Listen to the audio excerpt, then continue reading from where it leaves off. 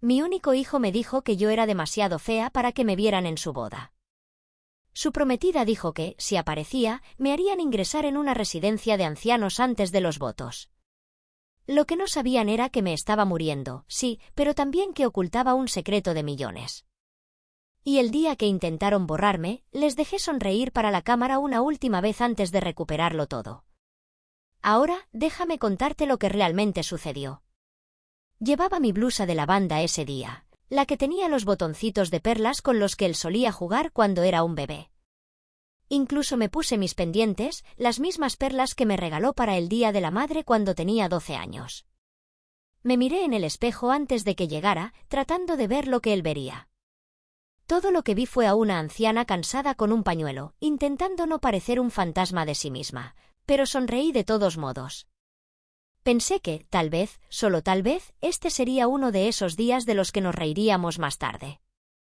Tal vez diría algo vergonzoso, él pondría los ojos en blanco y Valeria sonreiría cortésmente. Tal vez me dejarían ayudar a doblar servilletas o probar el glaseado del pastel. Todavía era su madre.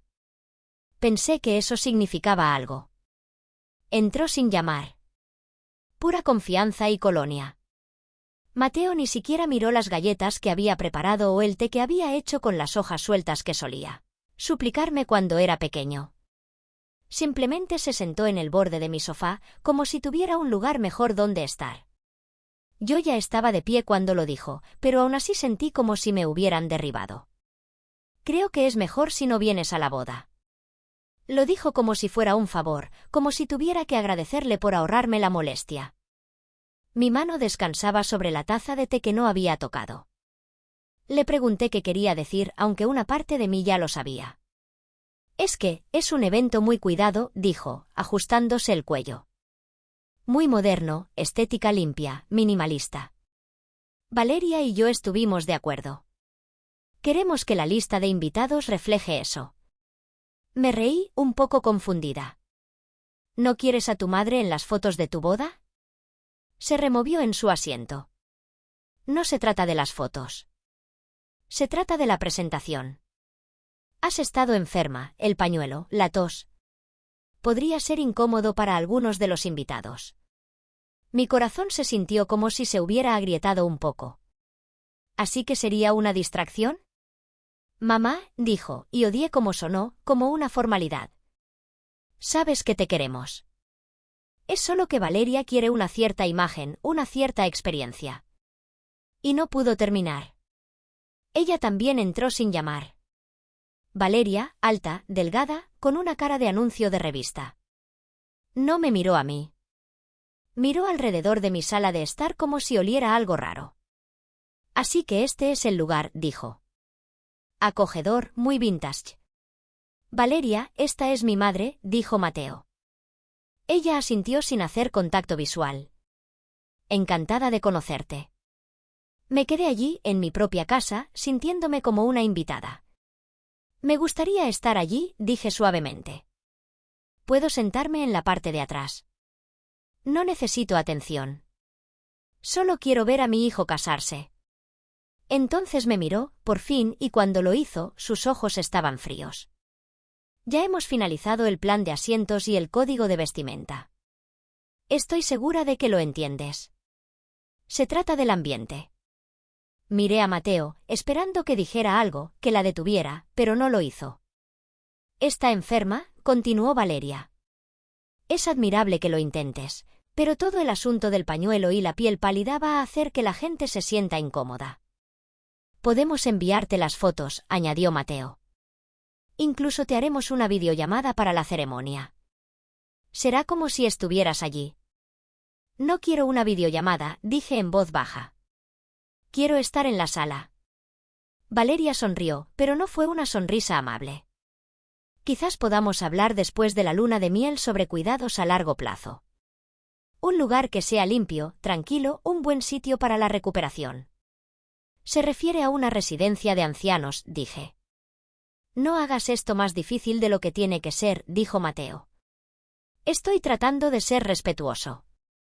Lo miré, realmente lo miré. Los mismos ojos que había acunado para dormir. La misma mandíbula que solía besar antes de la escuela.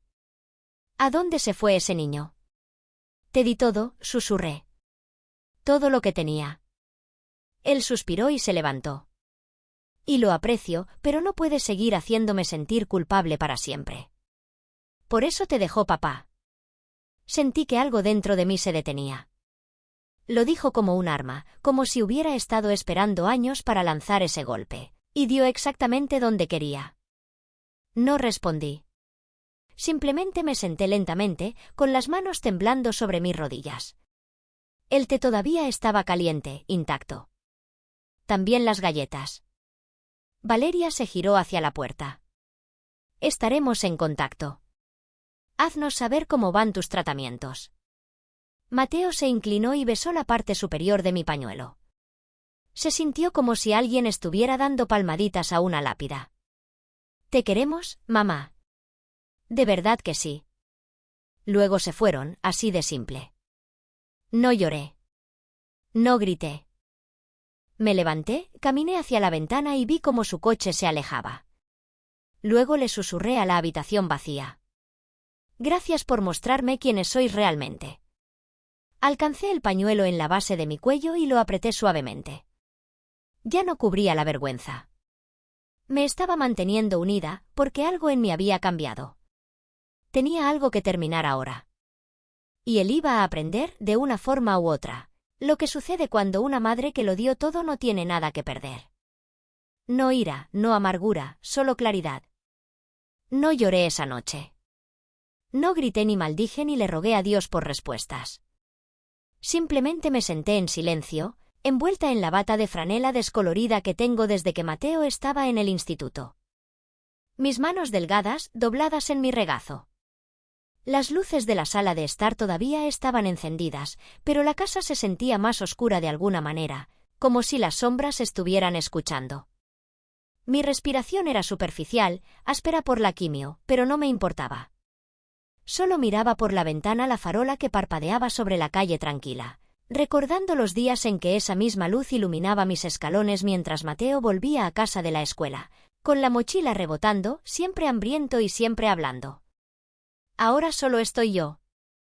Yo y el peso de todo lo que dijo. Arruinarás las fotos. Harás que todos se sientan incómodos. Por eso te dejó papá. Esa última dolió más. Sabía que Ricardo se fue porque era un cobarde, no por nada que yo hiciera. No quería ser padre. No quería tener 2 trabajos. No quería amar a una mujer que llevaba estrías y agotamiento como cicatrices de batalla. Nunca le dije la verdad a Mateo. Siempre pinté a su padre como cansado, no ausente, como roto, no cruel. Dejé que Mateo creyera que, tal vez, solo tal vez, Ricardo lo había amado una vez. Era lo menos que podía hacer.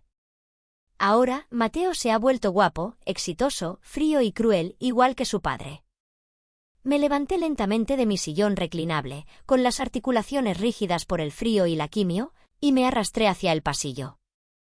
Cada paso resonaba en la casa, como recordándome que no había nadie más allí. Mi habitación estaba ordenada, la cama hecha, la Biblia todavía abierta en la mesita de noche donde la había dejado esa mañana. Fui al armario y me arrodillé con dificultad frente al viejo archivador en la parte inferior. Dentro, escondido bajo años de declaraciones de impuestos y certificados de nacimiento, había una carpeta etiquetada con tinta negra, final. La saqué, la llevé a la cama y la abrí con cuidado. Dentro había páginas cuidadosamente recortadas, mi testamento, mis pólizas de seguro de vida, las escrituras de 3 casas de alquiler, extractos bancarios con saldos que me sorprenderían incluso a mí. Nunca he vivido con lujos. Todavía uso cupones en el supermercado, todavía me corto mis propias uñas de los pies, todavía uso zapatos de iglesia de 1997, pero tengo dinero. Construí una fortuna silenciosa, céntimo a céntimo, a lo largo de los años. Recuerdo la primera propiedad que compré, un dúplex en ruinas al otro lado de la calle. La vecina, una viuda anciana, falleció y la familia no quería la carga. Acababa de recibir una pequeña herencia de mi tía y la usé para hacer una oferta. La alquilé, la arreglé poco a poco y de repente había dinero extra cada mes. Así que compré otra, luego una tercera, luego una participación en el salón de belleza local cuando mi amiga de la iglesia, Clara, necesitó ayuda para empezar. Nadie lo sabía, ni siquiera Mateo. Iba a sorprenderlo. Ese había sido el plan. Imaginé el día en que falleciera, el funeral tranquilo y respetuoso, y luego Isabel le entregaría a Mateo la carta. Dentro diría, siempre pensaste que no tenía nada, pero guardé esto para ti. Quería que supieras que creía en tu futuro. Ese día nunca llegaría ahora. Cogí el testamento, miré la firma en la parte inferior, Elara Vargas. Justo encima, el nombre de Mateo, mi único hijo, mi único beneficiario. Me acerqué a mi mesita de noche, abrí el cajón y saqué mi abrecartas, uno dorado precioso que Mateo me había regalado cuando todavía estaba en la universidad. Tenía mis iniciales grabadas en una pequeña cursiva en la base. Lo usé para rasgar el testamento por la mitad, luego en cuartos, luego en octavos. Me sentí más ligera después, como si el aire hubiera vuelto a la habitación. A la mañana siguiente, llamé a Isabel Roca, mi amiga más antigua de la iglesia y mi abogada. Nos conocemos desde que teníamos 19 años, cuando cantábamos juntas en el coro y creíamos que nuestras vidas serían más simples de lo que resultaron ser. Isabel respondió al segundo timbre. Elara, dijo, con la voz todavía espesa por el sueño. ¿Estás bien? No, dije, pero lo estaré. ¿Puedes venir esta tarde? Necesito reescribir mi testamento. Hubo una pausa. Luego Isabel dijo. ¿Es por Mateo? Vino ayer. Me imaginé que vi el anuncio de la boda. Sin mencionarte. Me pidió que no fuera. Dijo que arruinaría la estética. Isabel no respondió. Y Valeria, añadí, mi voz endureciéndose. Me dijo que yo era una carga, que deberían enviarme a una residencia. Mateo se quedó allí sin hacer nada. Silencio de nuevo. Trae los nuevos documentos, dije. Ya sé a quién quiero dejárselo todo. ¿Estás segura de esto? Me estoy muriendo, Isabel. Pero no hoy. Hoy solo estoy recuperando lo que es mío. Isabel exhaló. Llevaré todo. Colgué y fui a la cocina. Me preparé una tetera, un té con mantequilla, una rebanada de pan tostado y me senté a la mesa con un bloc de notas amarillo. Escribí una nueva carta, no para Mateo, sino para la nueva beneficiaria, la Fundación Casa de las Rosas, un refugio para mujeres en Andalucía que cuida de mujeres mayores abandonadas por sus familias. Fui voluntaria allí en mis años más jóvenes, ayudé a pintar las paredes, a servir comida, incluso me senté a leer la Biblia con algunas de las residentes cuando estaban demasiado cansadas para leer por su cuenta. Ellas son yo ahora. Mujeres que nadie visita. Mujeres que nadie recuerda. Mujeres que la gente quiere apartar para no arruinar la vista. Terminé mi tostada y comencé a redactar mis instrucciones finales. La casa iría a la fundación. Las casas de alquiler se venderían y las ganancias se donarían. El salón permanecería abierto a nombre de Clara. Las cuentas bancarias se transferirían dentro de los 30 días posteriores a mi fallecimiento. Sin funeral, sin obituario con foto, solo una carta final impresa y firmada para Mateo Vargas. Te crié mejor que esto. Te amé más que a mi vida y me desechaste por una mujer que ni siquiera me miró a los ojos. Así que ahora no tienes nada. No enterraré mi dinero junto a alguien que me enterró mientras aún estaba viva. Adiós. Dejé el bolígrafo y volví a mirar por la ventana. La farola ya estaba apagada. El sol de la mañana se abría paso entre las nubes. Un nuevo día, un nuevo testamento, un nuevo final. Esta vez, sería yo quien lo escribiera. Isabel Roca llegó justo después del mediodía, con un maletín negro y 2 carpetas. No llamó. Sabía que no debía. Odiaba que me trataran como a una clienta. Hemos sido amigas desde que éramos 2 jóvenes con túnicas de coro planchadas, comiendo a escondidas durante el ensayo de Pascua. Guardamos los secretos de la otra, lloramos en los funerales de la otra y envejecimos juntas como el roble y la piedra. Sólidas, curtidas e inquebrantables. Cuando abrí la puerta, con mi pañuelo como una corona y moviéndome más despacio de lo habitual, Isabel no dijo nada. Simplemente entró y colocó el maletín en la mesa del comedor. «Prepárate», dije. «Pero ya está frío». «No importa», respondió ella. «Tenemos trabajo que hacer». Me senté a la mesa y abrí el bloc de notas donde había comenzado a escribir las instrucciones la noche anterior. Mi letra era temblorosa en algunos lugares, el bolígrafo se desviaba en momentos en que me fallaban las fuerzas, pero el mensaje era claro. Deslicé el papel hacia Isabel, quien lo leyó con atención. Luego sacó un juego de documentos limpios, comenzó un Nuevo Testamento desde cero y empezó a escribir. La observé durante un largo momento antes de decir: «¿Alguna vez te conté por qué empecé a ahorrar dinero?» Isabel no levantó la vista. «Dijiste que querías asegurarte de que a Mateo nunca le faltara de nada». «Eso era parte de ello», dije. «Pero era más que eso. Vi a demasiadas mujeres morir sin un céntimo. Mujeres que trabajaron tan duro como yo. Mujeres que dieron sus vidas a maridos ingratos, a hijos, a trabajos que les pagaban una miseria. Me dije a mí misma que nunca terminaría así». «No lo harás», dijo Isabel, garabateando algo al final de un formulario. «Vas a salir por la puerta grande». Sonreí. Iba a sorprenderlo. Dejarle todo, incluso las cartas. Tenía una escrita para cada cumpleaños hasta que cumpliera 50, todas guardadas en una caja de zapatos. Isabel se detuvo un momento. «¿Qué vas a hacer con ellas ahora?» «Las quemaré», dije. «Ya no se las merece. Ya no me merece a mí». Trabajamos en silencio durante la siguiente hora. Proporcioné números de cuenta, direcciones de propiedades, el nombre de mi banquero en el Citizens Trust y el título del salón que compartía con Clara Fuentes. Incluso tenía un sobre con dinero en efectivo metido en mi cajón de costura. 10.000 euros en billetes de emergencia envueltos en gomas elásticas y etiquetados por si el mundo se acaba. Isabel listó cada activo, cada euro, cada posesión digna de mención. En la parte superior del Nuevo Testamento dicté el nombre de la única beneficiaria, la Fundación Casa de las Rosas. Isabel levantó una ceja. «¿Segura de que quieres darles todo?» «Nunca me han pedido que oculte quién soy. No les importa mi aspecto. No tratan a las mujeres mayores como si fuéramos muebles que olvidaron mover». «¿No quieres dejarle nada a Mateo?», preguntó Isabel suavemente. Miré la ventana. Las cortinas estaban corridas, pero la luz aún entraba a raudales. «Le dejé mi vida entera». «Eso es suficiente». Isabel asintió y continuó. Cuando terminamos, mi mano temblaba por el esfuerzo de firmar. Isabel deslizó el testamento frente a mí y apreté el bolígrafo contra el papel. Mi firma no era tan elegante como solía ser, pero era mía y era final. También escribí una carta, dije una vez que el último documento fue firmado, para él, para explicarle por qué. «¿Quieres que se la dé?» «Todavía no», dije.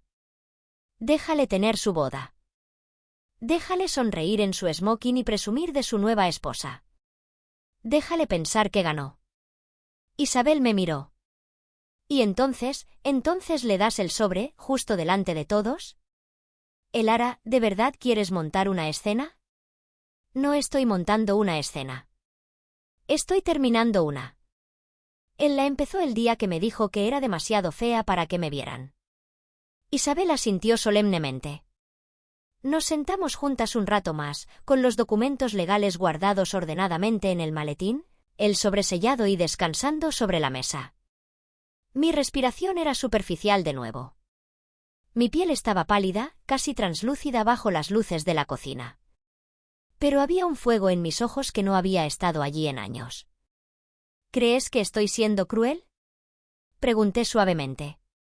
Isabel extendió la mano sobre la mesa y colocó la suya sobre la mía. «No. Creo que estás siendo honesta. Y creo que tienes suerte de que no hicieras algo peor». Me reí entre dientes. «No me tientes». Ambas reímos. Un sonido que se sentía como los viejos tiempos, como las comidas de domingo y las túnicas del coro, como la alegría que todavía tenía un lugar en mis pulmones. Pero debajo había algo más pesado, algo permanente, la verdad de una mujer que lo había dado todo y ahora no tenía nada que perder. Mientras Isabel se levantaba para irse, le entregué el sobre Manila con el nombre de Mateo. «Guarda esto», dije. «Y prométeme una cosa». «¿Qué es?» «No dejes que llore y te haga cambiar de opinión. Se lo entregas exactamente cuando te dije». Isabel asintió. «Lo prometo». La acompañé a la puerta, más despacio ahora, con una mano en la pared para mantener el equilibrio. La vi alejarse en su coche y luego cerré la puerta con llave. La casa estaba silenciosa de nuevo. Demasiado silenciosa. Apagué las luces y volví a mi dormitorio, donde la caja de zapatos con las cartas de cumpleaños estaba debajo de mi cama.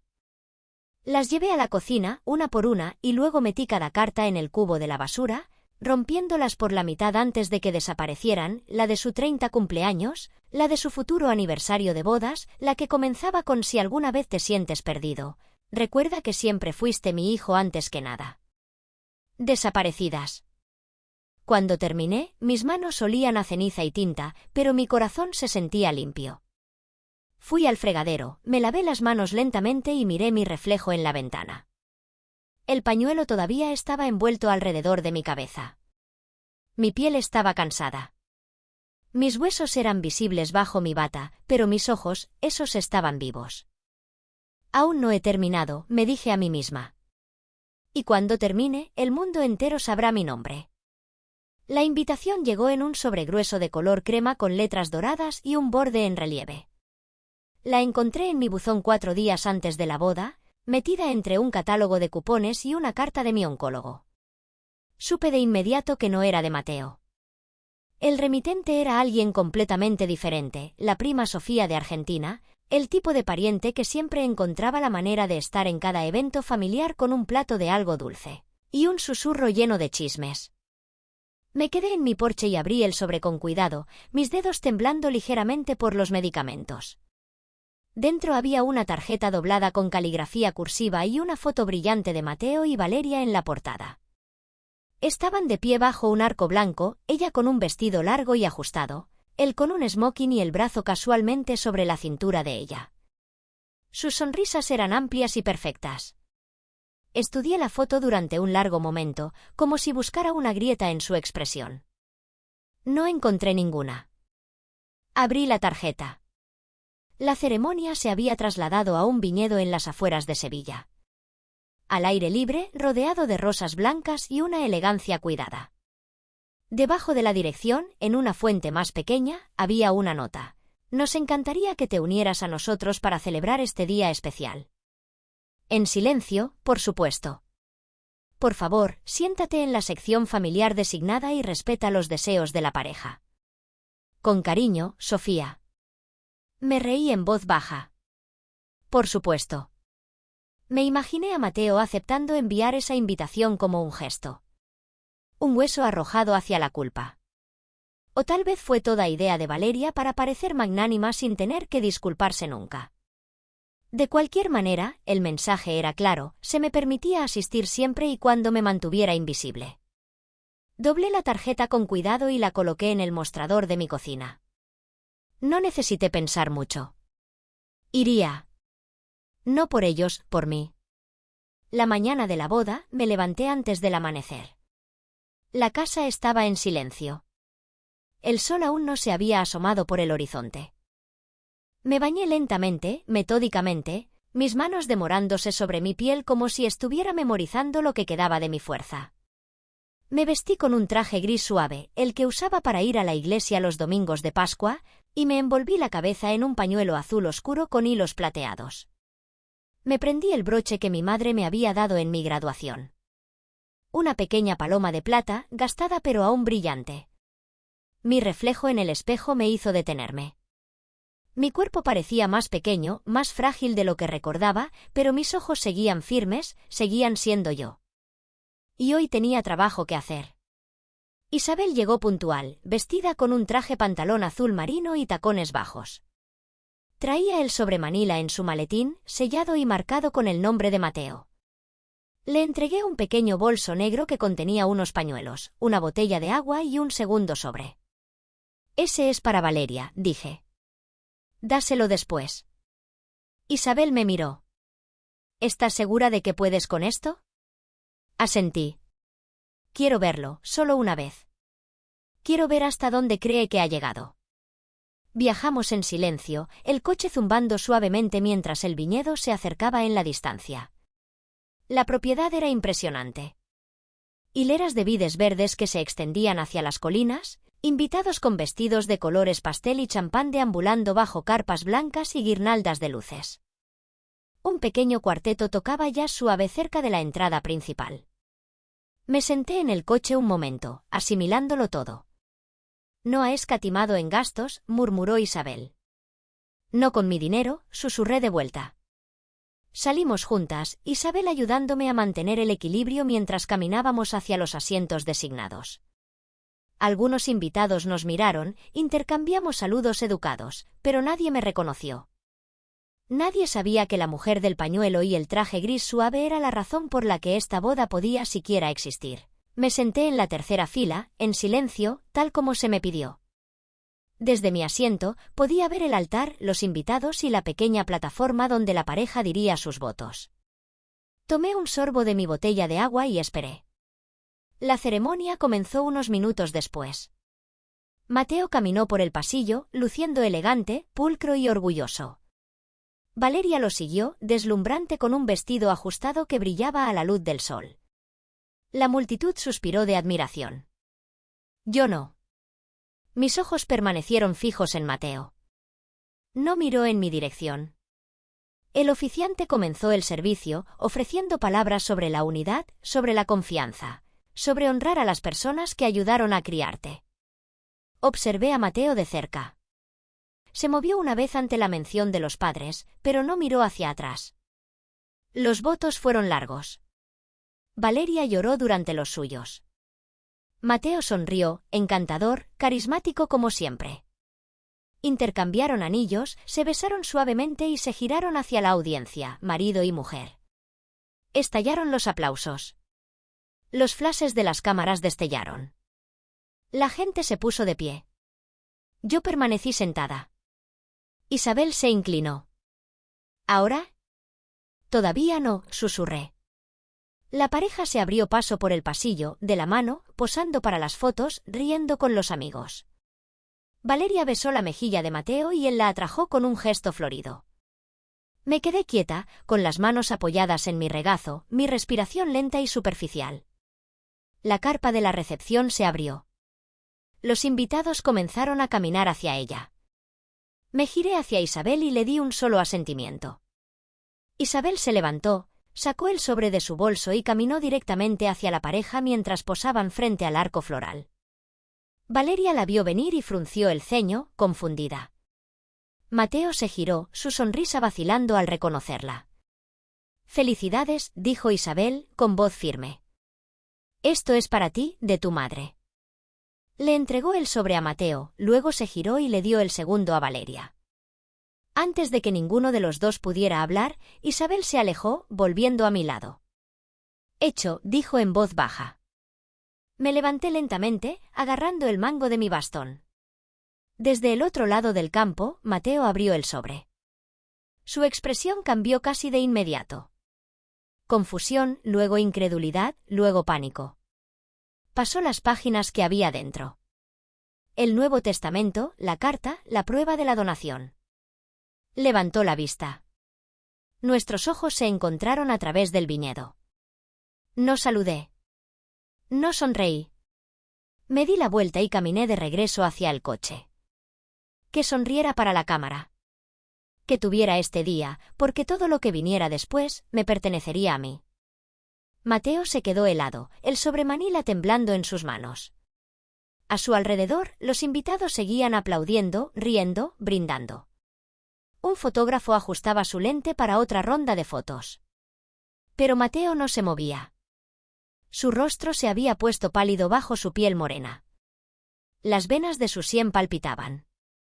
Sus labios estaban ligeramente entreabiertos, como si las palabras de la página le hubieran sacado el aire de los pulmones. Valeria miró por encima de su hombro, impaciente. ¿Qué es? ¿Por qué está ella aquí otra vez? ¿Qué es esto? Arrancó el segundo sobre que Isabel le había dado y lo abrió de un tirón. Dentro había una sola nota manuscrita, escrita por mí en papel de marfil. Decía: Valeria, no voy a convertir esto en una cuestión de insultos. No reviviré el momento en que me miraste a los ojos y amenazaste con encerrarme como si fuera la basura de ayer. Pero te diré esto: si te casas con Mateo por lo que crees que vas a conseguir, te sugiero que busques un nuevo vestido y una nueva vida. Ahora no tiene nada. Se lo ha ganado. Elara Vargas. La mandíbula de Valeria cayó. ¿Qué demonios significa eso? Mateo no respondió. Pasó las páginas de los documentos legales que Isabel había adjuntado. Páginas de texto pulcramente formateado, firmado y sellado. El testamento era claro. Cada activo que poseía, mis propiedades, mis cuentas, mis acciones en el salón de belleza, había sido legado a la Fundación Casa de las Rosas.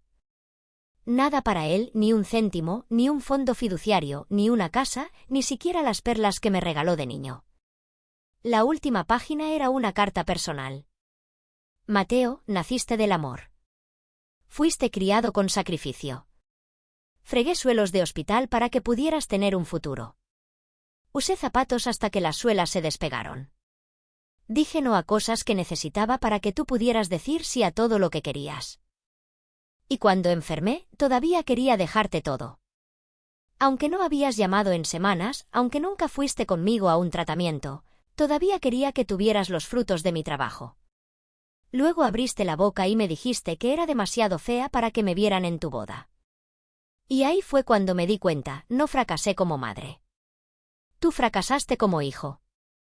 Así que ahora no te dejo nada más que tu nombre. Espero que construyas algo con él. Adiós. Lo leyó una vez, luego otra, y cada vez sus manos temblaban más violentamente. La sonrisa que había llevado como una máscara pulida se partió en dos. Un murmullo se extendió entre los invitados.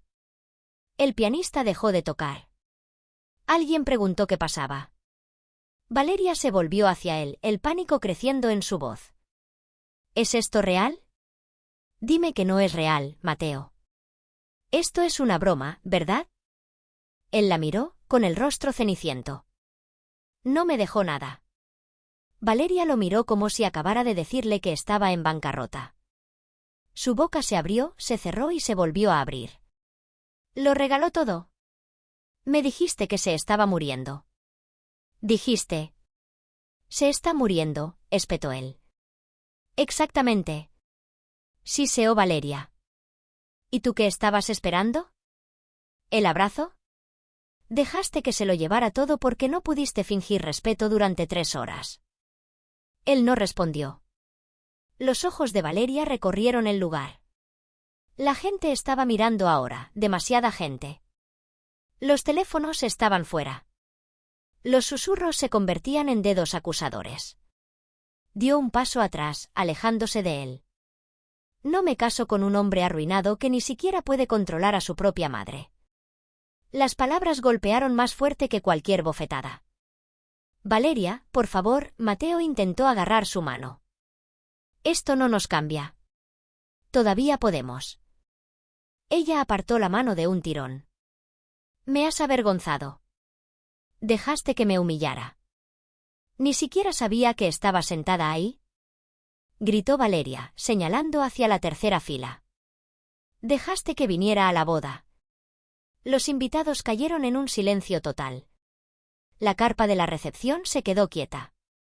Mateo se giró lentamente hacia el lugar donde yo había estado sentada. Ya no estaba. Todo lo que quedaba era un pañuelo doblado en la silla. Azul con hilos plateados, colocado con delicadeza, dejado a propósito. Valeria giró sobre sus talones y se marchó furiosa, el ramo olvidado en la hierba. Sus damas de honor corrieron tras ella, con los tacones repiqueteando, los susurros arrastrándose como humo. Mateo se quedó solo frente al arco floral donde acababan de decir sus votos. El fotógrafo bajó silenciosamente su cámara. Uno de los invitados, un primo lejano que me conocía de hace tiempo. Se adelantó y le puso una mano en el hombro a Mateo. «Hijo», dijo el hombre en voz baja, «esa mujer pasó por un infierno para criarte. Deberías haberla dejado sentarse en la primera fila». Mateo no podía hablar. Solo se quedó allí, con el sobre en una mano, su boda desmoronándose en la otra. Isabel observaba desde la distancia. Yo ya había vuelto a casa, sentada junto a mi ventana, bebiendo té. No necesitaba verlo para saber qué había sucedido. No necesitaba oírlo para sentirlo. Había esperado este momento. Y llegó, silencioso, preciso, limpio. Miré la farola que se encendía al otro lado de la calle y me susurré: «Esto es por cada madre a la que le dijeron que no era suficiente». Y esta vez, las lágrimas que resbalaron por mi mejilla no eran de tristeza. Eran de paz. Lo curioso de vencer al cáncer es que nadie espera que ganes en silencio. Esperan el discurso triunfal, la foto de superviviente, la sonrisa brillante con el médico en el pasillo. Pero cuando recibí la llamada de mi oncóloga, cuando me dijo que el tratamiento había funcionado, que los escáneres estaban limpios, no lloré. Ni siquiera sonreí. Solo miré por la ventana, guardé la noticia dentro de mí como una nota que solo yo necesitaba leer, y dije: «Bien». Porque ya había hecho las paces con la muerte. Pero ahora tenía algo mejor: paz en vida. No se lo dije a Mateo. No merecía saberlo. Le dejé creer que había fallecido. Dejé que la abogada siguiera mis instrucciones. Dejé que se publicara el obituario. Dejé que el silencio hiciera el trabajo. El mundo me lloró, pero yo estaba muy viva. Me fui de Sevilla 2 días después de la boda, en silencio. Sin despedidas, sin una maleta llena de remordimientos. Solo un bolso de cuero, mi pasaporte y una última carta dejada en el mostrador de la cocina de Isabel que decía: «Está hecho. Gracias». Ahora vivo en un pueblo costero del sur de España. El aire huele a naranjas y sal marina. Mis vecinos no saben mi nombre. Les digo que me llamen el Ara. Alquilo una casita con persianas azules y un patio antiguo donde cultivo menta y albahaca, y me siento por las tardes con té y una manta de lana sobre las rodillas. Todavía tengo algo de dinero, no una fortuna. La mayor parte de eso lo doné, pero lo suficiente. Suficiente para comprar mi tiempo. Suficiente para mantener las luces encendidas. Suficiente para empezar de nuevo en un lugar donde nadie me ve como un fantasma o una carga. En casa, oigo que todavía hablan de mí. Isabel me dijo que la Fundación Casa de las Rosas renombró su edificio principal como Pabellón Vargas. Las donaciones llegaron a raudales después de que mi historia se hiciera viral. Alguien había compartido la foto mía de pie con las otras mujeres en el refugio. El pie de foto decía: «Nos dio todo lo que su familia desechó». No pedí esa atención, pero me alegro de que sucediera. Las mujeres empezaron a escribir homenajes, compartiendo sus propias historias. Hashtag tras hashtag florecieron como flores silvestres por internet. Almohadilla el Ara merecía algo mejor. Almohadilla la abuela tuvo la última palabra. Almohadilla dejadla sonreír una vez más. Pensaban que me había ido. Y les dejé creerlo, porque para Mateo, perderme fue lo mejor que le pasó. Fue lo único que le enseñó algo. Intentó demandar, por lo que oí. Intentó que Isabel abriera el testamento, pero era blindado, hermético, sin un resquicio de luz por ninguna parte. Ella le dio mi última carta, la que firmé con mano firme y un corazón limpio. Te amé y escupiste sobre ello. Te di todo y pediste más. Te habría dado el mundo, pero dijiste que era demasiado fea para estar en él. Así que ahora vivo en uno donde tú no existes. Adiós, mamá.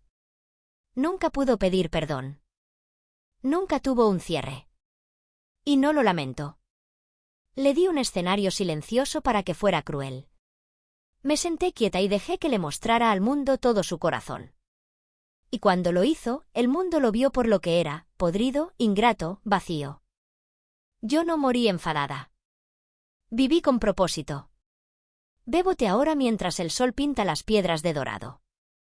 Compro pan fresco por las mañanas. Voy al mercado los martes. La señora del puesto de flores sabe que me gustan los lirios blancos. Le digo a la gente que tuve un marido una vez. No les hablo del hijo. A veces pienso en ese pañuelo que dejé atrás. Azul con hilos plateados, doblado pulcramente en la silla de la tercera fila. Espero que alguien lo recogiera. Espero que alguien se preguntara por qué estaba colocado con tanta delicadeza. Que se pregunten. Que escriban poemas sobre la mujer que desapareció. Que enseñen mi nombre en las salas de recaudación de fondos y en las subvenciones de fundaciones. Porque la verdad es que no estoy descansando en paz. Estoy viviendo en ella. Y Mateo, él tiene que vivir en silencio. Esa es la única herencia que le dejé.